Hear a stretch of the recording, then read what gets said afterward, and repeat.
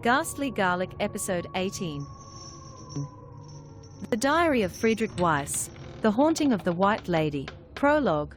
In the quiet town nestled within the Swiss Alps, shadows lingered longer than they should. The faint echoes of laughter from children filled the air, but beneath the surface, an undercurrent of dread pulsed through the community. A darkness had settled, one that had claimed the souls of the innocent and left chaos in its wake. When Hans, a brave member of a small investigative team dedicated to uncovering the supernatural, fell into a coma after a harrowing encounter with an ancient evil, hope seemed to slip away like the fading light of dusk. The doctors had exhausted every means to revive him, yet he lay unresponsive in a sterile hospital room, surrounded by sterile white walls that mirrored the chilling tales of despair written in the old diaries Izzy had found. Meanwhile, Mark focused on maintaining a protective shield against the lurking threat, an unseen monster that preyed on the souls of children. Ava scoured the internet for the best specialists, desperate to find someone who might unravel the mystery of Hans's condition. Logan and Sam took turns comforting Hans's family, grappling with their own feelings of helplessness, as they tried to shield them from the overwhelming sorrow. In the midst of this turmoil, Eve delved deeper into the whispers of the past, seeking guidance from the spirits of the fallen. Her connection to the private spirit and the lost children's souls brought her closer to uncovering the truth, even as the weight of their tragedy threatened to crush her spirit. As Izzy pored over the diary of a ghost enthusiast, she discovered chilling accounts of white ladies from around the world, spirits bound by tragedy, love, and loss. Each story drew her further into a web of sorrow and spectral presence, leaving her to ponder if the answers to bringing Hans back lay within these haunting tales. With every page turned, the stakes rose higher. The team's fight was not just for Hans's life, but for the very souls trapped in limbo, entwined in a battle against a darkness that threatened to consume them all. And as the clock ticked on, the weight of the past loomed ever larger, urging them forward into the shadows. Chapter 1. The Quest to Save Hans. Hans lay motionless in his hospital bed, his chest rising and falling with each shallow breath. Machines beeped rhythmically, monitoring his vital signs. But despite the best efforts of the doctors, Hans remained trapped in a deep coma. His family, Logan, and Sam took turns sitting by his side, offering what comfort they could in the face of overwhelming uncertainty. Logan sat beside Hans's mother, who held her son's hand tightly, whispering prayers and words of encouragement. Hans's father stood at the window, staring out at the hospital grounds, but lost in his own thoughts. Sam brought them coffee and food, trying to ensure they took care of themselves as well.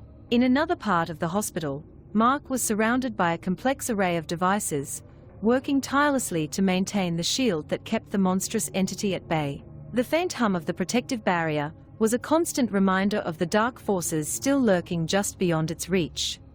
Mark's eyes were heavy with fatigue, but he knew he couldn't let his guard down. Ava, seated at a desk in the hospital's waiting area, was engrossed in her laptop. She had been searching online for the best doctors and specialists, hoping to find someone who could help Hans. Her search was exhaustive, but every lead had so far come up empty. Still, Ava refused to give up, driven by the desperate need to save her friend. Meanwhile, Eve had taken on the task of gathering more information from Private Reginald and the souls of the children they had encountered. Communicating with the spectral entities was challenging. They were elusive and often faded away just when she thought she was making progress. But Eve was determined to find answers.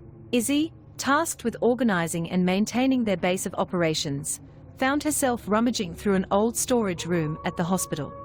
While sorting through dusty boxes and forgotten equipment, she stumbled upon an old, tattered diary. Its leather cover was worn and cracked, giving it an air of ancient mystery. Curious, Izzy opened the diary and began to read.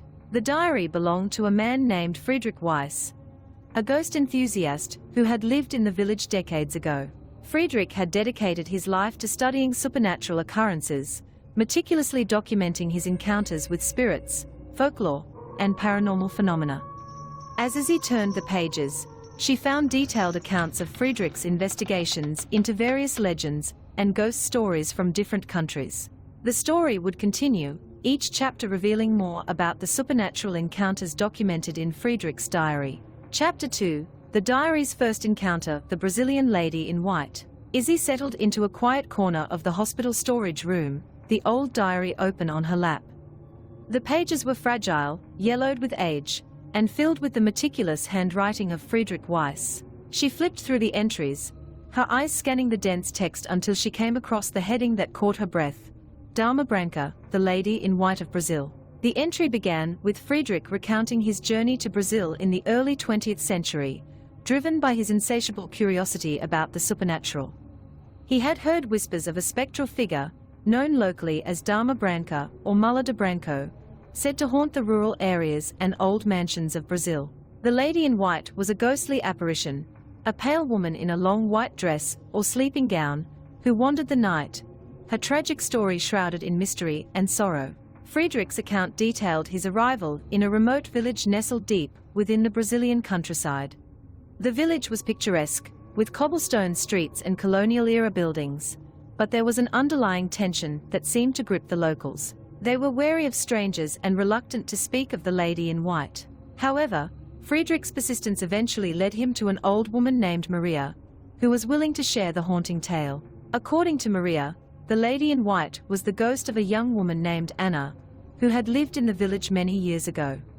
Anna had been beautiful and kind-hearted, but her life had been marred by tragedy. She died under violent and mysterious circumstances, giving birth to the legend that had since plagued the village. Maria recounted that Anna had been married to a wealthy landowner, a man known for his jealousy and cruelty. He had suspected Anna of infidelity, convinced that she was in love with one of their black slaves. In a fit of rage, he had locked her in a small, dark room, refusing her food and water. When Anna's cries became too weak to hear, he had only brought her the stewed meat of the slave's corpse, a macabre and horrifying act meant to punish her imagined betrayal. Anna had starved to death, her spirit forever bound to the place of her torment. The Lady in White's ghost was said to wander the village and surrounding areas, appearing mostly to children and women. She was usually silent, her face a mask of sorrow, but there were rare occasions when she would recount her misfortunes to those she encountered. Maria described seeing the ghost herself as a child, the ethereal figure gliding through the night, her white dress glowing softly in the moonlight. Friedrich's diary detailed his own experiences in the village. One night, while staying in an old manor house that was said to be one of the lady's haunts, he had a chilling encounter. The air had grown cold, and an unnatural silence had settled over the house.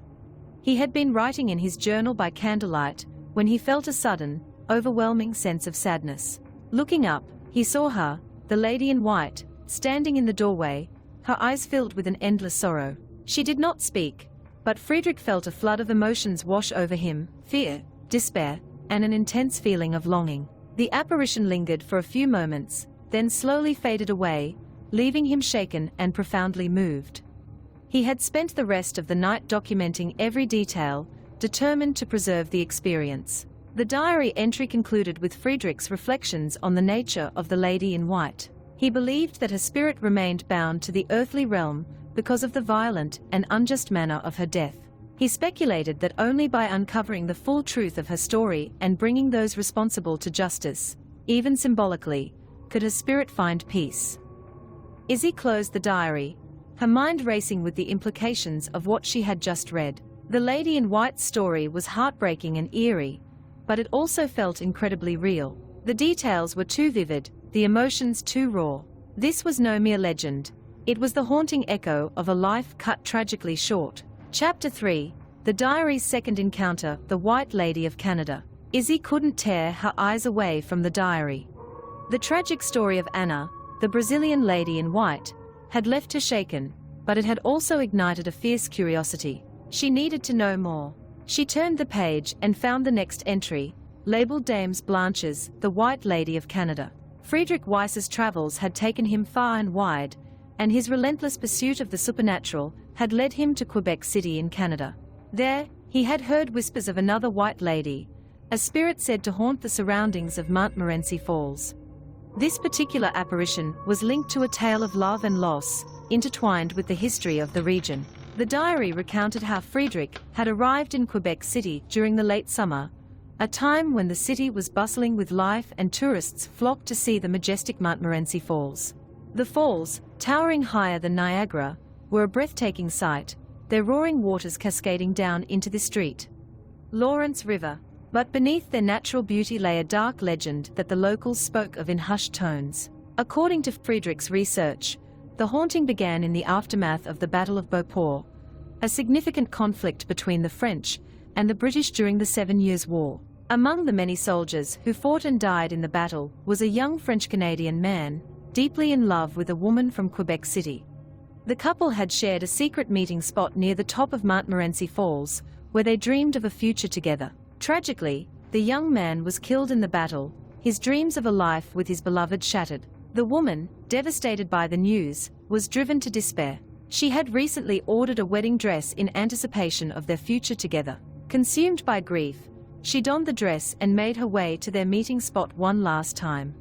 It was there, at the top of the falls, that she chose to end her life, throwing herself into the raging waters below. Locals claimed that her spirit, known as the Dames Blanches, still haunted the area. The ghost of the young woman, forever clad in her white wedding dress, was said to appear near the falls, a spectral figure of sorrow and longing. Witnesses reported seeing her standing at the edge of the cliff, her gaze fixed on the churning waters, before disappearing into the mist. Friedrich's diary detailed his own investigation into the legend. He had spent several nights near the falls, hoping to catch a glimpse of the elusive spirit. One evening, as the sun dipped below the horizon and the falls were bathed in the golden light of dusk, Friedrich had his encounter. He described the air growing colder, the sounds of the falls muted by an eerie silence. As he approached the edge of the cliff, he saw her, the White Lady, standing with her back to him, her white dress billowing in the breeze. Her presence was otherworldly, a faint glow surrounding her form. Friedrich felt a profound sense of sorrow emanating from the apparition, as if the weight of her grief transcended time and space. Friedrich tried to speak to her, but the words caught in his throat. The White Lady turned her head slightly, and for a brief moment, he saw her face, pale and beautiful, yet marked by an expression of indescribable sadness. She seemed to acknowledge his presence, but then, just as quickly, she vanished into the mist, leaving Friedrich standing alone by the falls. The diary entry continued with Friedrich's reflections on the encounter. He pondered the nature of her sorrow and the lingering ties that bound her to the mortal realm. He believed that the White Lady's spirit was trapped by her unresolved grief and the tragic circumstances of her death. Friedrich speculated that only by acknowledging her pain and honoring her memory could her spirit find peace. Friedrich had found a smaller waterfall in the vicinity, which locals referred to as Chute de la Dame Blanche, or White Lady Waterfall. The name was a tribute to the legend and a reminder of the love and loss that still lingered in the area. Izzy closed the diary, her heart heavy with the weight of the White Lady's story. The tragic tale of love and loss was hauntingly beautiful, and it resonated deeply with her. She felt a newfound respect for Friedrich Weiss and his dedication to uncovering these stories, ensuring that they were not forgotten. Chapter 4. The Diary's Third Encounter, the White Lady of the Czech Republic. Izzy's fingers trembled slightly as she turned to the next entry in the diary. The story of the White Lady of Canada had left her both saddened and intrigued, but she was eager to continue. She wanted to understand the depth of these legends, hoping they might offer some clues or insights that could aid them in their current predicament. As she began to read, she was transported to another time and place, to the heart of medieval Bohemia. Friedrich Weiss had journeyed to the Czech Republic, then part of Bohemia, drawn by the tales of Perchta of Romberg, the most famous White Lady of the region. He arrived at Romberg Castle, an imposing fortress perched high above the Vltava River. The castle's ancient stones seemed to whisper secrets of the past, and Friedrich felt a chill of anticipation as he approached. The legend of Perchta of Romberg was deeply rooted in the history of the castle and its surrounding areas. Born around 1429, Perchta was the daughter of Ulrich II of Romberg, a powerful nobleman.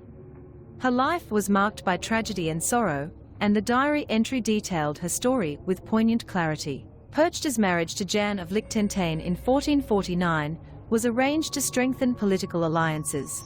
However, the marriage quickly became a source of misery for Perchta. Her father, Ulrich, was reluctant to pay the agreed dowry, which caused tension and strife from the start. Jan's treatment of Perchta was harsh and unforgiving, and she found little solace in her new home. During her married life, Perchta wrote numerous letters to her father and brothers, describing her unhappy existence in vivid detail. These letters, some 32 of which had been preserved, painted a picture of a woman trapped in a life of emotional torment. She spoke of her husband's cruelty and the isolation she felt in his household. Friedrich had managed to obtain copies of these letters, and they provided a heartbreaking glimpse into Perchta's world. The legend took a darker turn as Friedrich delved deeper into the story. On his deathbed, Jan of Liechtenstein sought Perchta's forgiveness for the years of mistreatment he had subjected her to. But Perchta, her heart hardened by years of suffering, refused to forgive him. Enraged, Jan cursed her with his dying breath, a curse that would bind her spirit to the earthly realm for eternity. After Perchta's death in 1476, her ghost began to appear at her family's holdings. The haunting was most notable in the settlements of Romberg, Krumlof, Jindich Radek, Thibaut, and Tell. Known as the White Lady, Perchta's spirit was often seen dressed in a long white gown, her face a mask of sorrow. She would appear suddenly, gliding through the corridors of the castles and manor houses, her presence a chilling reminder of her tragic life. Friedrich's diary entry recounted his own experiences at Romberg Castle. He had spent several nights there, hoping to witness the White Lady for himself. On one particularly cold and moonless night, Friedrich felt a sudden drop in temperature as he wandered the castle's dark hallways. The air grew heavy, and a faint, ethereal light began to illuminate the stone walls. He turned a corner and there she was, Perchta of Romberg, the White Lady. She stood motionless, her white gown flowing like mist around her. Her eyes, filled with an unearthly sorrow, seemed to look right through him. Friedrich felt a wave of empathy and sadness wash over him. He knew he was in the presence of a restless spirit, one bound by the pain of her past. Friedrich tried to communicate with her, speaking softly and reassuringly. He recounted some of the kind words from her letters, hoping to offer her a sense of peace. For a brief moment, Perchta's expression softened, and Friedrich felt a connection to the tortured soul before him. But just as quickly as she had appeared, the White Lady vanished, leaving Friedrich alone in the cold, silent corridor. The diary continued with Friedrich's reflections on the encounter. He pondered the nature of curses and the power of unresolved emotions to tether spirits to the mortal world. He believed that Perchta's refusal to forgive her husband and the curse he placed on her had created a bond that neither time nor death could break. Friedrich speculated that only by acknowledging her suffering and honoring her memory could her spirit find the peace it so desperately sought. Chapter 5. The Diary's fourth encounter, the White Lady of Haapsalu Castle. Izzy's curiosity had deepened with each story she read in Friedrich Weiss's diary. The legends of the White Ladies from Brazil and Canada had been both tragic and enlightening. As she flipped to the next entry, she found herself transported to the haunting landscape of Estonia, to the ancient Haapsalu Castle. Friedrich Weiss had ventured to Estonia, drawn by tales of the White Lady, who was said to haunt the ruins of Haapsalu Castle. The castle, with its high stone walls and towering battlements, stood as a solemn sentinel over the town. Friedrich arrived during the late summer, hoping to coincide his visit with the full moon in August, when the White Lady was most often seen. The legend of Haapsalu Castle's White Lady was a tale of forbidden love and tragic fate. It was said that a young woman, deeply in love with a canon of the castle, had disguised herself as a choir boy to be near him. The Bishop of Osawik, visiting Haapsalu at the time, discovered her deceit. In a cruel and merciless judgment, he ordered that she be immured alive within the walls of the chapel for her crime. Friedrich's diary entry described his visit to the castle with meticulous detail. He spent his days exploring the castle grounds and his nights waiting in the shadows, hoping to catch a glimpse of the White Lady. The locals had told him that on clear August nights with a full moon, she could be seen gazing mournfully from the window of the baptistry. As Friedrich wandered through the castle's ancient corridors, he felt an overwhelming sense of sorrow and loss. The walls seemed to whisper of forgotten loves and unfulfilled dreams. He could almost hear the soft, mournful strains of a distant choir, a haunting echo of the past. On the night of the full moon, Friedrich positioned himself near the chapel. The air was cool and still, the sky clear and bright with moonlight. He waited in silence, his eyes fixed on the baptistry's window. Hours passed, and just as he was beginning to lose hope, he saw her. The White Lady appeared, her ethereal form illuminated by the moon's soft glow. She was dressed in a flowing white gown, her face pale and sorrowful. She gazed out of the window with a look of profound sadness, as if searching for something or someone lost to her forever. Friedrich was struck by her beauty and the depth of her grief. He watched as she slowly turned her head, her eyes scanning the horizon. Her expression was one of longing and despair, and Friedrich felt a deep empathy for her. He wished he could reach out to her, to offer some comfort or solace, but he knew she was beyond his reach. As the night wore on, Friedrich saw the White Lady raise her hands, pressing them against the cold glass of the window. She seemed to be reaching out to the world beyond, to the life she had been so cruelly torn from. Her form began to waver, growing fainter as the first light of dawn approached. With a final, sorrowful glance, she vanished, leaving Friedrich alone in the quiet stillness of the castle. Friedrich's diary entry concluded with his reflections on the legend. He pondered the cruelty of her fate, the harsh punishment for a love that defied the rules of her time.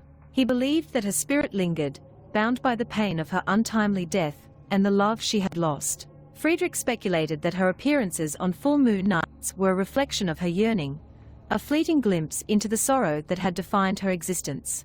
Chapter 6. The Diary's Fifth Encounter, The White Ladies of Germany. The fluorescent lamp in the old storage room flickered for a moment as he continued to read Friedrich Weiss's diary, her eyes scanning the next entry. This time, the tales took her to Germany, a land rich with legends of white ladies known as Witterweiber or Weissfrauen. These spirits, often harbingers of death and misfortune, were deeply intertwined with the country's history and its noble families. The diary's pages unfolded multiple chilling stories, each more haunting than the last. Plassenburg Castle, the tale of Countess Kunigunde. Friedrich Weiss's first stop in Germany was Plassenburg Castle, where he hoped to uncover the truth behind the ghostly figure said to haunt the grounds. The legend spoke of Countess Kunigunde of Orlemund, who had committed a heinous crime in the name of love. Believing that she could marry Albert of Nuremberg if her children were out of the way, she murdered them. However, her actions did not lead to a marriage, but to a life of regret.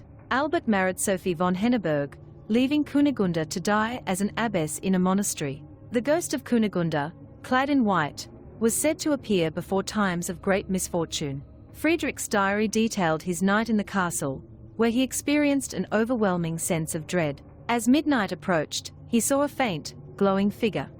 The White Lady's sorrowful visage seemed to plead for forgiveness, her presence a chilling reminder of her tragic past. Berliner Schloss, Anna Pseudo's torment. From Plassenburg, Friedrich traveled to the Berliner Schloss, the residence of the kings of Prussia. Here, the White Lady was believed to be Anna Pseudo, the mistress of Joachim II of Brandenburg. After Joachim's death, his son John George imprisoned Anna despite his father's promise to protect her.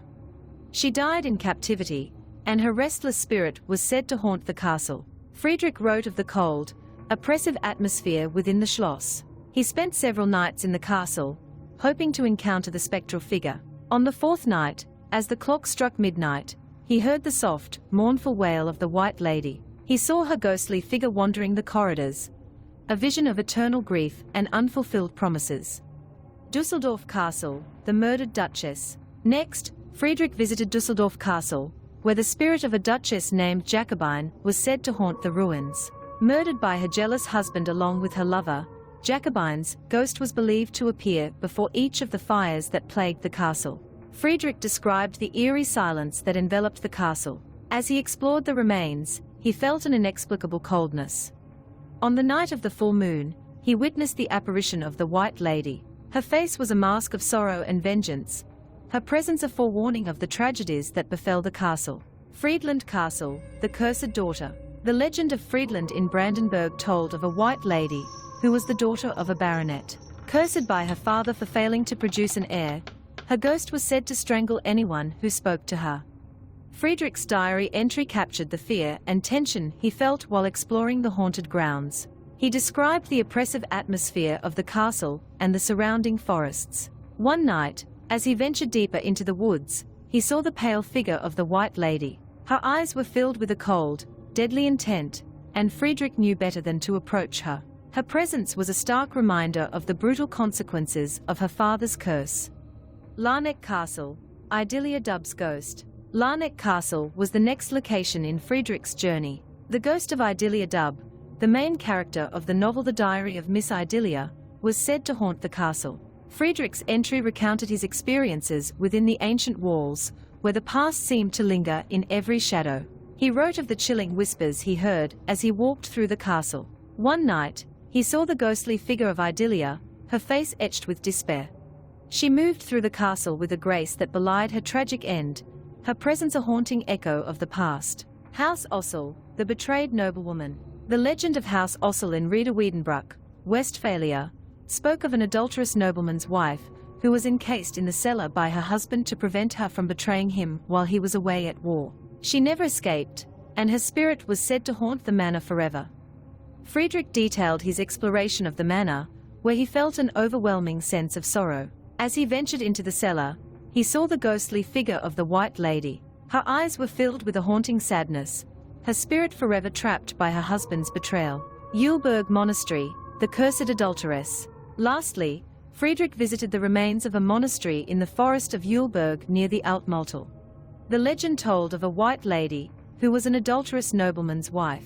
Encased in the cellar of her manor by her husband during the 30 Years' War, her spirit was said to haunt the premises. Friedrich's diary captured the eerie silence of the forest and the crumbling ruins of the monastery. One clear night, he saw the White Lady. Her face was a mask of eternal grief, her presence a chilling reminder of the consequences of betrayal and vengeance. The stories of the White Ladies in Germany were tales of love, betrayal, and eternal sorrow. Each ghost was a testament to the enduring power of grief and the tragic consequences of their actions. As Izzy read on, she felt a growing connection to the spirits, understanding that their stories were not just legends, but warnings and lessons from the past. The diary's next entry promised to be just as haunting, and she was determined to uncover every detail. Chapter 7, The Diary's Sixth Encounter, The White Ladies of Hungary. The storage room was quiet save for the rustle of the pages, as Izzy continued to immerse herself in Friedrich Weiss's diary. The fluorescent lamp flickered again, casting eerie shadows on the walls, mirroring the haunting tales she read. The next entry took her to Hungary, where the White Ladies were the restless spirits of girls or young women who had met violent ends. Bound to specific locations, these ghosts were often identified with actual historical figures, their stories a chilling blend of legend and reality. Elisabeth Bathory, the Blood Countess. Friedrich Weiss's journey in Hungary began with one of the most infamous figures in history, Elisabeth Bathory, the Blood Countess. Known for her alleged sadistic killings, Elisabeth was rumored to have tortured and murdered hundreds of young girls. After her arrest, she was imprisoned in her own castle, where she eventually died. Her ghost was said to haunt the corridors, forever bound to the place of her atrocities. Friedrich's diary recounted his visit to Sejte Castle, where he hoped to encounter the spirit of the Blood Countess.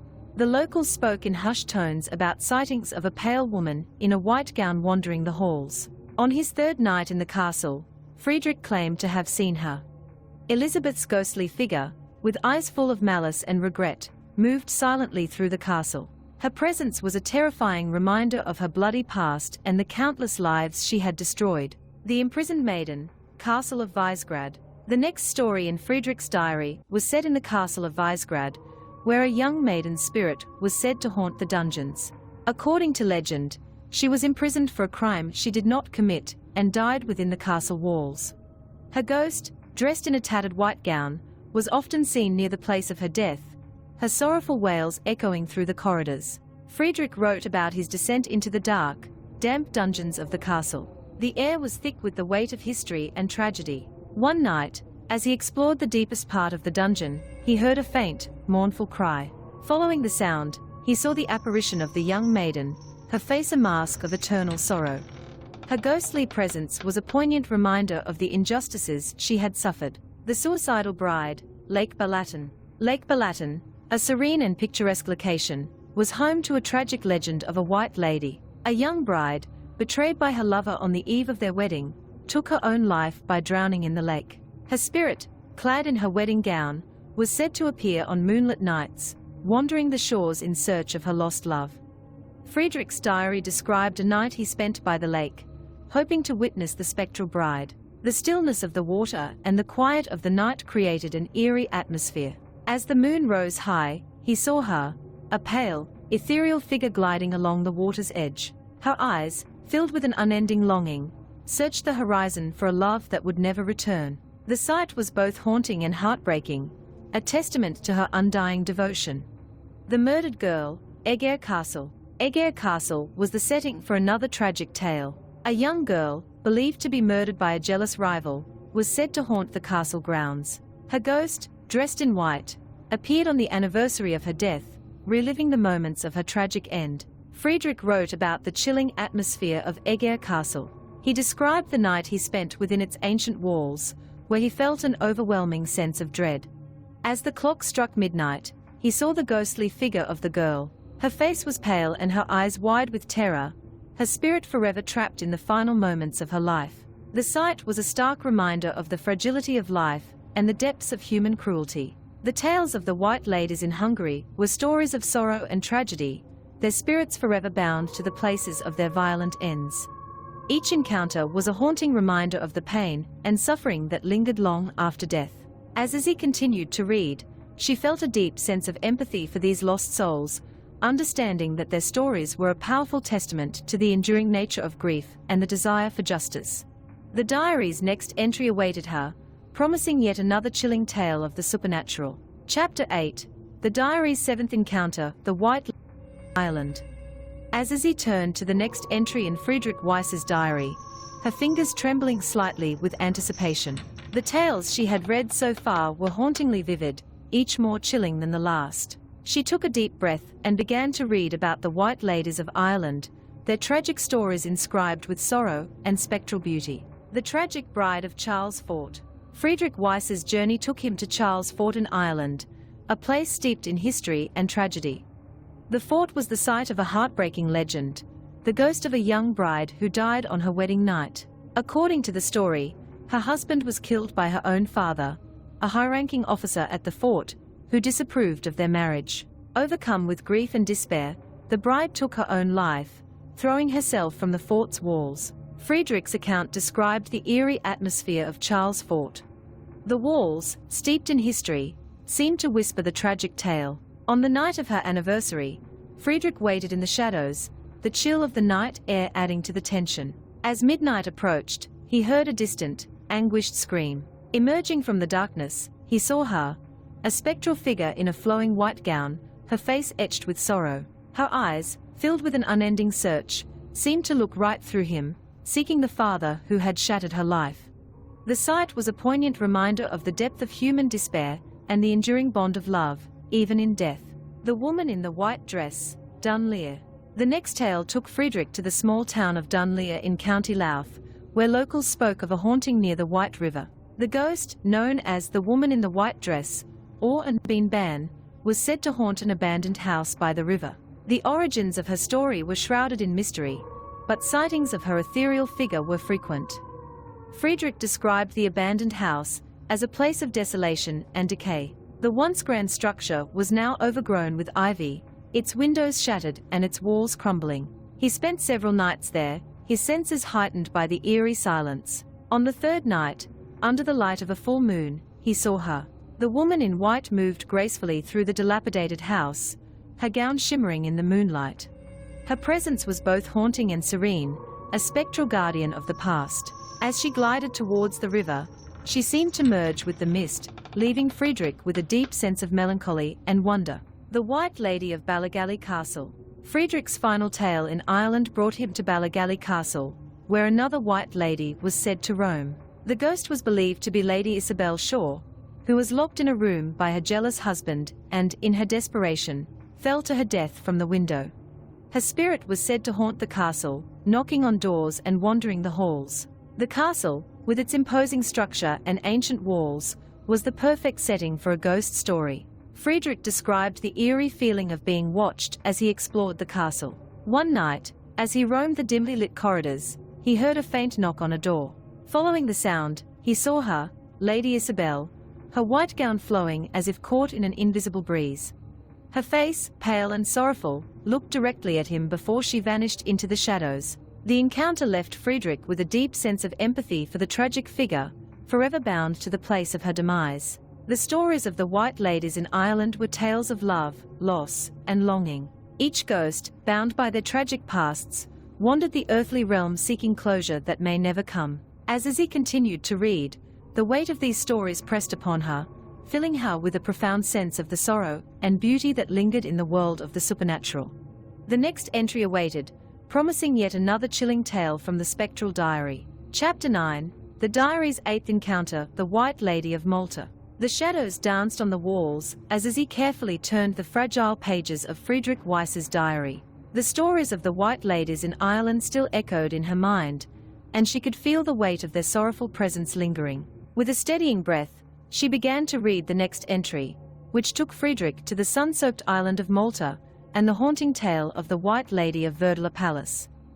The White Lady of Verdula Palace. Friedrich's travels led him to Verdula Palace, nestled in the small forest of Buscat near Rabat, Malta. The palace, with its grand facade and sprawling grounds, was a stark contrast to the tragic story that haunted it. According to local legend, the White Lady was the niece of Grand Master de Rohan, forced into an unwanted engagement by her father. Desperate and heartbroken, she chose death over a loveless marriage, leaping from a balcony in her wedding gown. Friedrich's account described the palpable sorrow that seemed to hang in the air of Verdula Palace. He arrived just in time for the annual August Moon Ball, an event that many claimed to be haunted by the White Lady herself. As the evening progressed and the moon cast an ethereal glow over the palace, Friedrich could feel the anticipation building. Near midnight, as the guests danced and laughed, a chill swept through the ballroom. The music faltered, and all eyes turned to the grand staircase. There, descending gracefully, was the White Lady. Her spectral form in a flowing white gown shimmered faintly in the moonlight. Her face, a mask of eternal sorrow, scanned the room as if searching for the love she never found in life. The sight left Friedrich with a deep sense of melancholy, a poignant reminder of the anguish that could tether a soul to the earthly realm. The White Lady of Medina. The next entry took Friedrich to Medina, Malta's ancient capital, where another White Lady was said to roam. This spirit's story was shrouded in a different kind of tragedy. According to legend, she had been in love with a man she could not marry, forced instead into an arranged marriage. Her lover, consumed by jealousy and rage, took her life. Since then, her ghost was said to appear after 8 o'clock in the evening, particularly to children, heartbroken teenage boys, and elderly men. Friedrich described his arrival in Medina as stepping back in time. The narrow, winding streets and ancient stone buildings gave the city an air of timelessness. He spent several evenings wandering the quiet streets, hoping for a glimpse of the White Lady. One night, as the clock struck 8, he saw her. She appeared at the end of a dimly lit alley, her white dress glowing softly in the darkness. She approached a group of children playing nearby, gently bidding them good night and urging them to return home. Her presence was both soothing and sad, a spectral mother figure watching over the young. Later, she encountered a teenage boy sitting alone, his face etched with heartbreak. She whispered to him to find another love or join her in the shadows. Friedrich watched as the boy's expression changed from despair to a strange calm, as if he had found a bittersweet solace in her words. The White Lady then moved towards an elderly man, offering him a chance to join her ghostly followers. Her haunting beauty and tragic aura left Friedrich with a profound sense of the lingering impact of love and loss. The tales of the White Ladies in Malta were steeped in heartbreak and unresolved sorrow. Each ghost, bound by the tragic circumstances of their deaths, wandered the world of the living, seeking solace or companionship. As Izzy continued reading, she felt the weight of their stories pressing upon her. The next entry awaited, promising yet another chilling encounter from Friedrich's spectral journey. Chapter 10, The Diary's Ninth Encounter, The Witte Weaven of the Netherlands. Izzy's fingers trembled as she turned the next page of Friedrich Weiss's diary, eager to uncover more spectral tales. She took a deep breath, immersing herself in the next chilling story from Friedrich's travels. This time, his journey took him to the Netherlands, where he encountered the enigmatic Witte Weaven. The Witte Weaven of Low Saxon folklore. Friedrich's journey led him to the eastern and northern parts of the Netherlands, where the legends of the Witte Weaven, or White Maidens, were deeply rooted in local folklore. These mythical creatures, known for their dual nature, could be both benevolent and malevolent. Often associated with witches or ghosts, The Witte-Weaven were believed to dwell in ancient burial mounds, known as tumuli, the Hunebedden, and the moors. Friedrich's account began with his visit to a small village where tales of the Witte-Weaven were still told around hearth fires. The villagers spoke of these spectral women who appeared as wisps of mist or fog banks, sometimes aiding in childbirth or offering sage advice, and at other times, punishing those who wronged them or abducting newborns and women. Intrigued, Friedrich ventured into the moors one misty evening, hoping to witness these legendary beings. As he wandered through the eerie landscape, the fog thickened around him. Suddenly, he felt a chilling presence and saw faint, ghostly figures moving gracefully through the mist. The Witte-Weaven, dressed in flowing white garments, appeared ethereal and otherworldly. One of them approached him, her eyes wise and knowing. She spoke in a soft, melodic voice, offering him a piece of ancient wisdom about the balance between life and death, kindness and cruelty. Friedrich felt a profound sense of awe and respect for these wise women, understanding that their dual nature was a reflection of the complexities of human existence. The White Lady of Shinveldserbossen. The next tale in Friedrich's diary took him to the Shinveldserbossen forest, home to another haunting legend of a White Lady. Historical records indicated that the forest once harbored a castle farm built in 1396. In the 17th century, the site was tragically burned down, killing the daughter of Lord Lambert Reynard. This event gave rise to several variations of a ghost story centered around the woman's death. Friedrich arrived in the forest on a foggy night, the atmosphere thick with the weight of history and sorrow. He had heard that the White Lady of Shinveldserbossen, also known as Lamendam, appeared either at midnight or on nights of the full moon. He decided to wait near the ruins of the castle farm, now a protected cultural historical site. As midnight approached, the forest grew eerily silent. Suddenly, a spectral figure emerged from the shadows. The White Lady, dressed in a long white gown, moved gracefully through the trees, her face a mask of eternal grief. Friedrich watched as she wandered the site, seemingly reliving the tragic events of her past. Some legends claimed that she had two lovers who fought over her, while others said that a jealous nobleman had set the castle on fire on her wedding day. Regardless of the tale, the sorrowful spirit now roamed the forest, forever bound to the place of her demise. Friedrich's encounter with the White Lady was both haunting and poignant. Her presence was a stark reminder of the deep emotions and tragedies that lingered long after death. As she disappeared into the fog, Friedrich felt a profound sense of empathy for the spectral figure, understanding that her restless spirit sought solace and closure. The tales of the Witte-Weaven and the White Lady of Shinveldserbossen were rich with folklore and history, blending the lines between myth and reality. As Friedrich's diary revealed these spectral encounters, the stories painted a vivid picture of the enduring nature of love, loss, and the supernatural. Chapter 11, The Diary's 10th Encounter, The White Lady of Beleit Drive. Izzy turned to the next entry in Friedrich Weiss's diary, eager to delve deeper into his supernatural experiences. This time, Friedrich's journey took him to the Philippines, where he encountered the chilling tale of the White Lady of Beleit Drive. The White Lady of Beleit Drive. Friedrich's travels brought him to Quezon City in the Philippines, where the legend of the White Lady of Beleit Drive was a well-known ghost story. Locally known as Caparosa, these spectral figures were often used to instill fear and mystery in young children. However, the story of the White Lady on Beleit Drive stood out among the rest due to the frequency and intensity of the sightings. According to legend, the White Lady was the ghost of a woman who had died in a car accident while driving along Beleit Drive. Many of the tales were recounted by taxi drivers working the graveyard shift. Friedrich arrived in Quezon City intrigued and somewhat skeptical, but eager to witness the phenomenon himself. He spoke with several local taxi drivers, each recounting eerily similar experiences. One driver told of a beautiful woman in a white dress who had hailed his cab late one night. When he glanced in the rearview mirror, her face was covered in blood and bruises. Terrified, he abandoned his taxi and fled. Determined to see for himself, Friedrich decided to take a drive along Beleit Drive during the early morning hours. The street, lined with ancient Beleit trees, had an unsettling atmosphere, their gnarled roots and thick branches casting eerie shadows under the moonlight. As he drove slowly down the deserted road, the hairs on the back of his neck stood on end. Friedrich felt a sudden chill as he glanced in the rearview mirror. For a fleeting moment, he saw the face of a woman in a white dress staring back at him.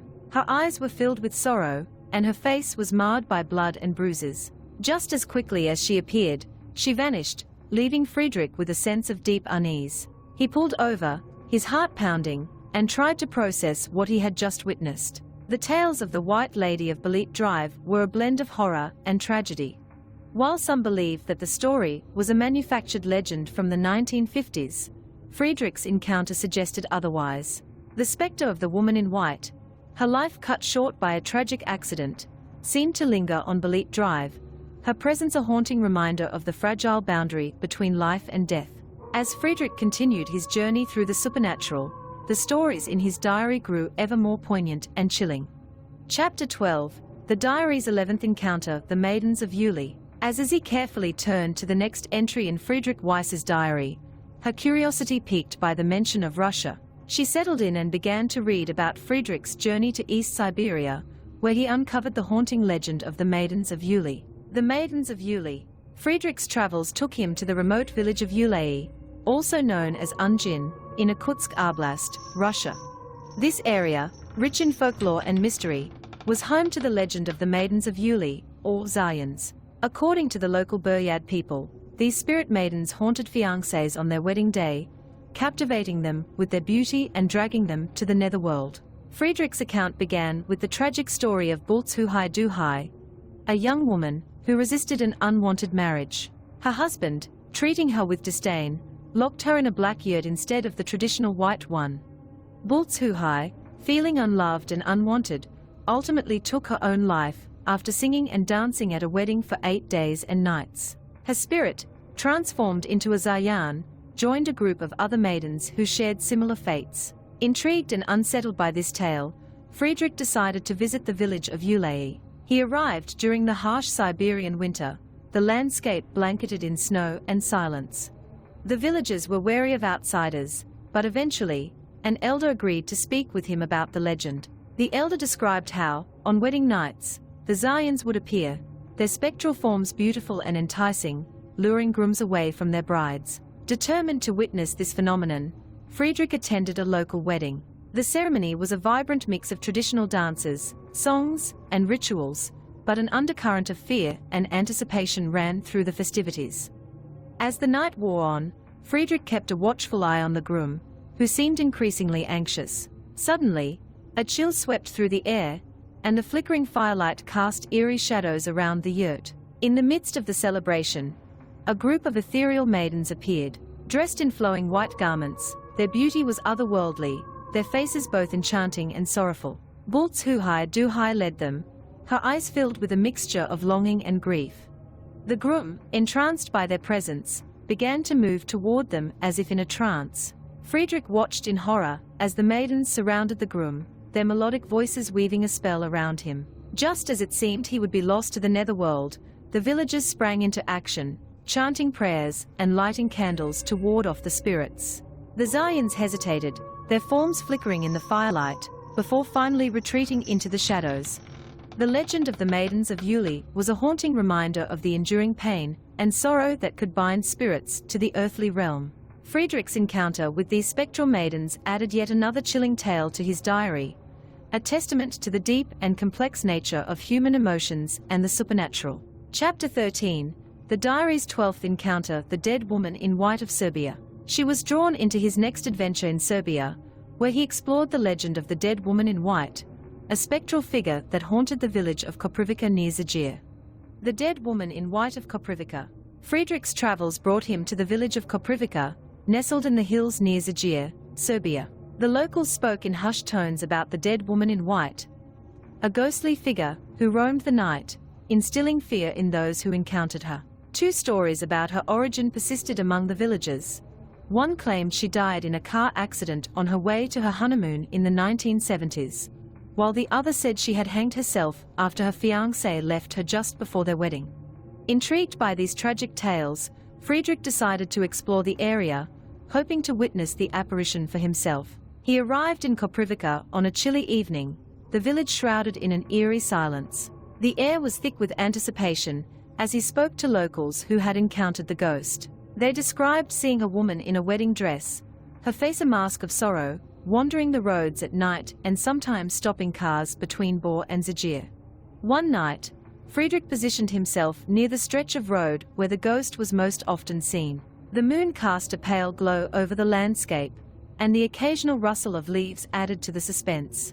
Hours passed, and just as Friedrich began to doubt the stories, he saw a figure in white appear in the distance. The ghostly woman, dressed in a tattered wedding gown, moved slowly along the road. Her long hair flowed in the breeze, and her eyes, filled with despair, seemed to search for something unattainable. Friedrich's heart raced as he watched her approach a car. The driver, clearly terrified, slammed on the brakes, but the woman in white merely stared at him before vanishing into the night. Friedrich's pulse quickened as he realized the truth behind the legend. The dead woman in white was no mere story. She was a restless spirit bound by her tragic past. Her presence on the road was a haunting reminder of unfulfilled dreams and heartbreak. In August 2011, Friedrich learned of an incident where two brothers from Bor had decided to prank drivers by having one of them don a wedding dress and approach cars while the other filmed it. The prank caused a stir and was reported to the police, but since no laws were broken, the brothers faced no charges. This modern twist on the legend added a layer of complexity to the tale, blurring the lines between folklore and reality. The story of the dead woman in white was a poignant addition to Friedrich's diary. Her tragic fate, whether by accident or heartbreak, resonated deeply with him, underscoring the power of love and loss to transcend the boundaries of life and death. As Friedrich continued his journey, the haunting presence of the dead woman in white lingered in his thoughts, a testament to the enduring nature of human sorrow and the mysteries of the supernatural. Chapter 14. The Diary's 13th Encounter, the Lady in White of Rulbo Castle. The next entry in Friedrich Weiss's diary, eager to read about his journey to Switzerland. The tale of the White Lady of Rulbo Castle promised to be yet another chilling account of a restless spirit. The Lady in White of Rulbo Castle. Friedrich's travels led him to the ruins of Rulbo Castle, located in the southeastern part of Mania in the canton of Geneva. The castle, constructed in a swampy area at the beginning of the 14th century under the leadership of the knight Humbert de Schulex, was steeped in legend. The most enduring tale revolved around Humbert's first wife, who, after failing to give birth to a son, was repudiated by her husband. Her ghost, known as La Dame Blanche, was said to haunt the ruins, linked to mysterious disappearances and unexplained deaths. Friedrich arrived at the ruins on a cold December evening, the landscape shrouded in mist. The villagers spoke of the ghostly figure with a mix of fear and reverence, describing her as a strikingly beautiful woman wearing a diadem, who appeared particularly on Christmas Eve. Some even claimed that on such nights, the entire castle and its former inhabitants were resurrected in their old glory. Determined to witness the legend firsthand, Friedrich decided to spend Christmas Eve at the ruins. The night was dark and moonless, the air heavy with anticipation. As midnight approached, Friedrich felt an eerie chill in the air. Suddenly, a white shadow emerged from the tower, uttering hollow groans. La Dame Blanche herself, her face both beautiful and sorrowful, appeared before him. The ghostly figure seemed to float above the ground, her diadem glinting faintly in the dim light. She moved with a grace that was both mesmerizing and unsettling. Friedrich watched in awe as the entire castle seemed to come alive around her, the ancient walls and inhabitants restored to their former splendor. The scene was both surreal and haunting, a glimpse into a long-lost past. As Friedrich observed the spectral scene, he recalled a story from 1870, recounted by a local named Jean Bahut. Jean, a 16-year-old during the French occupation of Geneva, had ventured to the castle ruins on Christmas Eve to hunt for food for his impoverished mother. An icy breath of air had chilled him to the bone, and a white shadow had emerged from the tower, touching him before disappearing. The White Lady had rewarded Jean's devotion to his mother with a treasure of gold and silver, while punishing his greedy relative the following year by trapping him in the castle's vaults. Friedrich's thoughts were interrupted as La Dame Blanche turned her gaze towards him. Her eyes, filled with the mixture of sorrow and longing, seemed to pierce his soul. She floated closer, her ethereal form shimmering in the darkness. Friedrich felt a profound sense of sadness emanating from her, as if she were forever bound to the place of her deepest despair. The apparition lingered for a moment before slowly fading into the night. The castle and its ghostly inhabitants dissolved into the mist, leaving Friedrich standing alone in the ruins. The experience left him with a deep sense of melancholy, a reminder of the enduring power of love and loss. The legend of La Dame Blanche of Rulebo Castle was a haunting testament to the enduring nature of human sorrow. Friedrich's encounter with the ghostly figure added yet another poignant tale to his diary, underscoring the thin veil between the living and the supernatural. As he continued his journey, the memory of the lady in white lingered in his thoughts, a reminder of the deep and complex emotions that bind us to the past. Chapter 15, The Diary's 14th Encounter, The Vengeful Spirit of Thawi Wat Hannah. As he turned to the next entry in Friedrich Weiss's diary, the story of a vengeful spirit in Thailand awaited her, promising another chilling encounter. The vengeful spirit of Thawi Wat Hannah. Friedrich's travels brought him to Thailand, where he delved into the mysterious and tragic legend of a vengeful spirit named Dao, or Duan. This spirit was said to haunt a deserted house in Thawi Wat Hannah, a suburb of Bangkok. The legend was infamous among locals, particularly after several teenagers who ventured into the house to seek out the ghost met untimely deaths in various accidents. Witnesses often claimed to have seen a mysterious long-haired woman in a white dress at the scenes of these tragedies. Intrigued by the tales, Friedrich decided to investigate the deserted house himself. He arrived in Thawi Wat Hannah on a humid evening, the air thick with tension. The house, hidden behind overgrown foliage, stood as a silent testament to the eerie stories that surrounded it. Locals warned Friedrich to stay away, but his curiosity drove him forward. Entering the house, Friedrich was immediately struck by the oppressive atmosphere. The air was heavy, and the silence was unnerving. Broken furniture and remnants of past lives lay scattered across the floor, adding to the house's abandoned and forlorn aura. As he explored the dimly lit rooms, Friedrich could feel the presence of something otherworldly. Friedrich decided to spend the night in the house, hoping to witness the spirit of Dao. As midnight approached, he set up his equipment and waited in the eerie silence. The minutes ticked by, each one amplifying the tension in the air. Suddenly, a cold breeze swept through the room, sending shivers down Friedrich's spine. Out of the corner of his eye, he saw her, a long-haired woman in a white dress, her face obscured by her hair.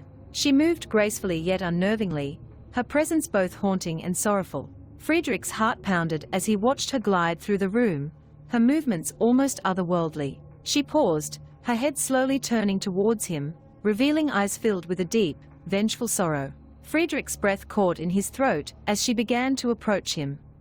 Her movements were slow and deliberate, each step echoing with a sense of inevitable doom. As she drew nearer, Friedrich could feel the weight of her grief and anger, as if she was silently demanding justice for a wrong done to her in life. The spirit of Dao stood before Friedrich, her eyes locking onto his. He felt a sudden rush of cold air, and the room seemed to darken. In that moment, Friedrich understood the depth of her pain and the reason for her haunting. Dao was trapped between worlds, her spirit unable to find peace. A medium Friedrich had spoken to earlier had claimed that Dao's spirit was vengeful, seeking retribution for a tragic and unjust end. The medium had warned him of the dangers of encountering such a spirit, but Friedrich was determined to uncover the truth. As he faced Dao, he felt a profound empathy for her plight. Just as suddenly as she had appeared, Dao began to fade, her form dissolving into the darkness. The room gradually returned to its previous state, the oppressive atmosphere lifting slightly.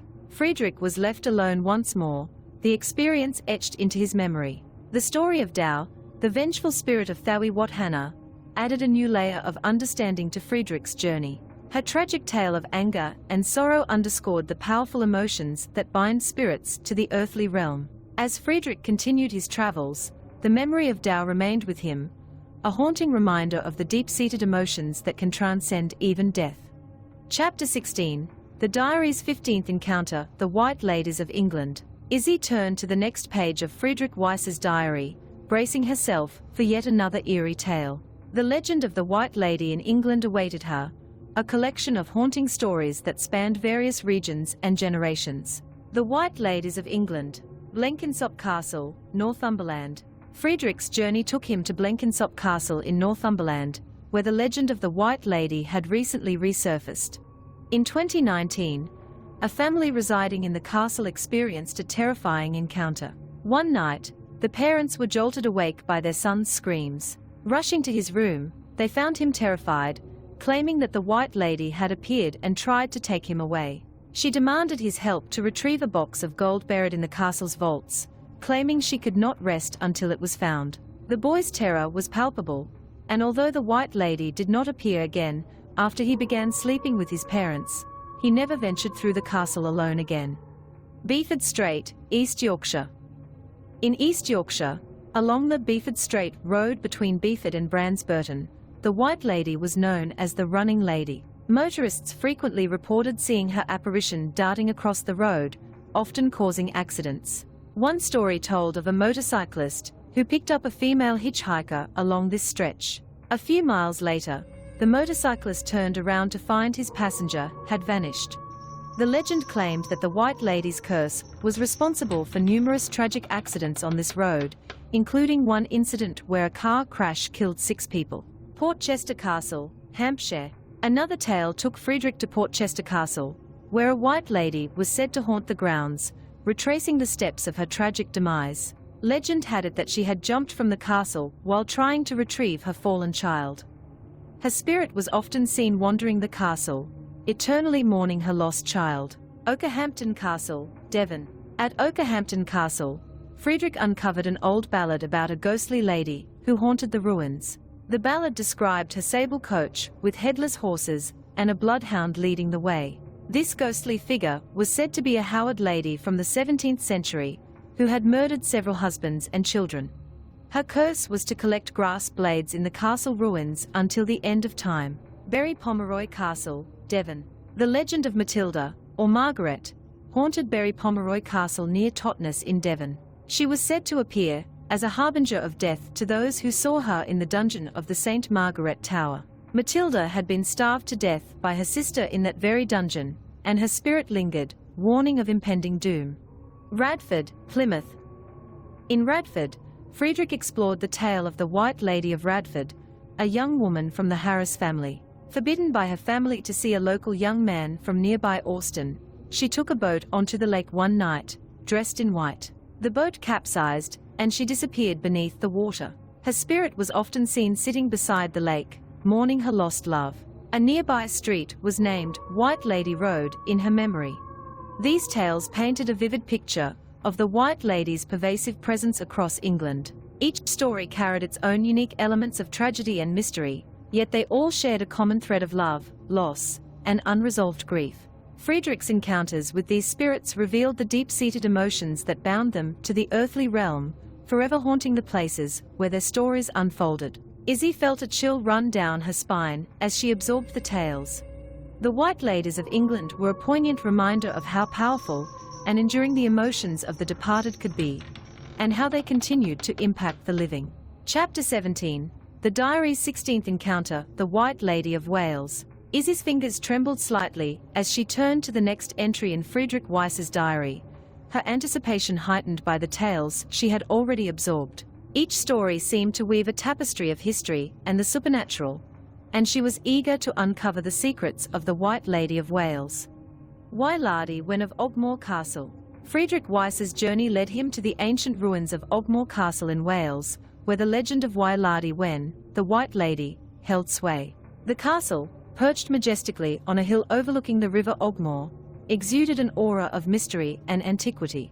According to local lore, Wailadi Wen appeared most frequently on Calan Gaeaf, the Welsh Halloween, when the veil between the worlds was said to be thinnest. The tale told of a ghostly figure dressed in flowing white robes, her presence often accompanied by a chilling wind that swept through the castle's ruins. It was said that Wailadi Wen was once a living woman who guarded a hidden treasure, a cauldron filled with gold, buried beneath a heavy stone within the castle's tower. Those who dared approach her could ask for her help, but only if their intentions were pure. Friedrich described his own encounter with Wailadi Wen on a moonless night, guided by the flickering light of his lantern. As he wandered through the crumbling corridors and overgrown courtyards, he sensed a presence watching him from the shadows. Suddenly, a figure emerged from the darkness, Wailadi Wen, her form ethereal yet commanding. Her eyes, pools of ancient wisdom, seemed to pierce through Friedrich's soul as she silently gestured for him to follow. Driven by curiosity and a hint of trepidation, Friedrich obeyed. Weiss led him to the base of the tower where, with a spectral touch, she revealed the hidden entrance to the chamber beneath the stone. Inside, illuminated by a faint glow, lay the legendary cauldron, its surface gleaming with untold wealth. Friedrich hesitated, awed by the magnitude of the discovery. As he reached out to touch the cauldron, Weiss' demeanor changed. Her features contorted into an expression of wrath, her fingers elongating into claws as she lunged towards him. Startled, Friedrich recoiled, the air around him thick with the chill of her vengeance. It was as if the spirit of Weiss, when sought retribution for the greed that had defiled her resting place. With a sense of urgency, Friedrich retreated from the chamber, leaving behind the cursed treasure. Weiss' haunting wail echoed through the night as he fled the castle, her spectral form fading into the mist that enveloped Ogmore. The story of Weiss was a testament to the power of Welsh mythology and the enduring presence of spirits bound by duty and revenge. Izzy shuddered as she absorbed Friedrich's harrowing encounter, realizing that each tale in the diary unraveled not just mysteries of the supernatural, but also deeper truths about human nature and the consequences of crossing boundaries between the living and the dead. The next entry beckoned, promising yet another chapter in the spectral odyssey that Friedrich had embarked upon. Chapter 18, The Haunting White Ladies of America. Izzy delved deeper into Friedrich Weiss's diary, her mind now traversing the vast landscapes of America, where tales of white ladies echoed through history and folklore. Each story painted a portrait of sorrow, tragedy, and the spectral persistence of these restless spirits. The White Lady of Durand Eastman Park, Rochester, New York. In the shadowed depths of Durand Eastman Park, Rochester, New York, lurked the haunting presence of the White Lady. Legend whispered that in the 19th century, she had been a grieving mother, driven to despair by the loss of her daughter. The details varied. Some said the daughter had been murdered by a boyfriend, while others claimed she fell victim to hoodlums. In her inconsolable grief, the White Lady either took her own life or succumbed to heartbreak, sealing her fate to roam the park in perpetual search of her child. The White Lady of Avenel, Bedford, Virginia. Avenel, nestled in Bedford, Virginia, bore witness to the apparition known as the White Lady of Avenel. She was said to be Mary Frances Fran Burwell, a member of the prominent Burwell family. According to local law, Fran waited endlessly on Avenel's front porch for her husband's return from the Civil War, only to face the bitter reality of his absence. Her spirit, clad in white, continued to haunt the estate, forever yearning for the reunion that never came. Union Cemetery, Easton, Connecticut. Union Cemetery in Easton, Connecticut, held its own spectral secret. The White Lady, whose ethereal form had been sighted since the late 1940s. She was said to wander the nearby Stepney Cemetery in Monroe, Connecticut, her presence marked by eerie phenomena and ghostly encounters under the moonlit sky. The White Lady of Wapsie, Altoona, Pennsylvania. High atop Wapsananak Mountain in Altoona, Pennsylvania, the White Lady of Wapsie was a tragic figure forever tied to the treacherous Devil's Elbow. Legend spoke of her fatal accident with her husband, their carriage tumbling over the mountain's edge. Now, she appeared on foggy nights, searching desperately for her lost love, sometimes manifesting as a hitchhiker whose presence vanished as mysteriously as it appeared. The White Lady of Calico Ghost Town, Yermo, California. In the dusty remnants of Calico Ghost Town, Yermo, California, the White Lady roamed the outskirts, a phantom figure immortalized in local legend and literature. Her ghostly presence, witnessed by author Lauren Morgan Richards, became a haunting testament to the town's spectral past, forever etched in tales of the Old West. The Lady of White Rock Lake, Dallas, Texas. At White Rock Lake Park in Dallas, Texas, the Lady of White Rock Lake beckoned from the shadows of East Lawther Drive. Clad in a water-soaked 1930s evening dress, she appeared to weary travelers, her ethereal form seeking passage to Gaston Avenue, her purported home. Witnesses recounted eerie encounters where she vanished mid-journey, leaving behind only a damp imprint on the car seat, a haunting reminder of her tragic demise in a boating accident decades ago. As Izzy absorbed each tale, she felt a chill settle over her. Friedrich Weiss's diary had become a compendium of spectral encounters across the globe, revealing not just the supernatural, but the enduring human emotions and tragedies that bound these spirits to the mortal realm. The next entry awaited, promising yet another chapter in the saga of the White Ladies that Friedrich had chronicled with such haunting detail. Epilogue. Izzy turned the page to the next entry, titled Mount Pilatus.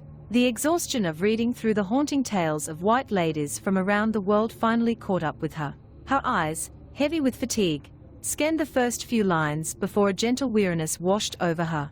The soft flicker of the fluorescent lamp in the hospital storage room provided a soothing backdrop, as Izzy succumbed to sleep, the diary resting gently in her lap.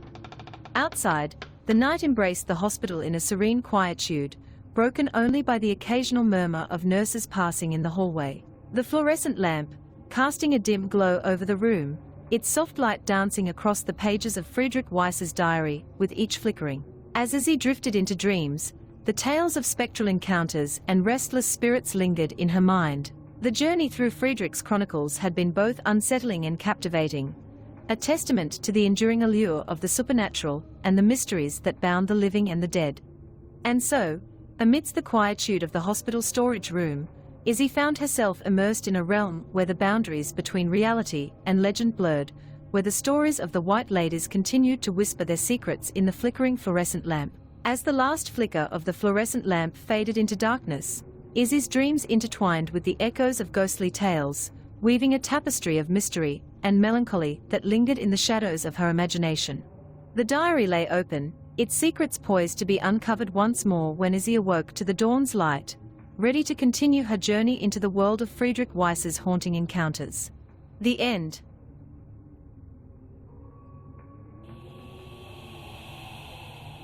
Thanks for tuning in to our podcast.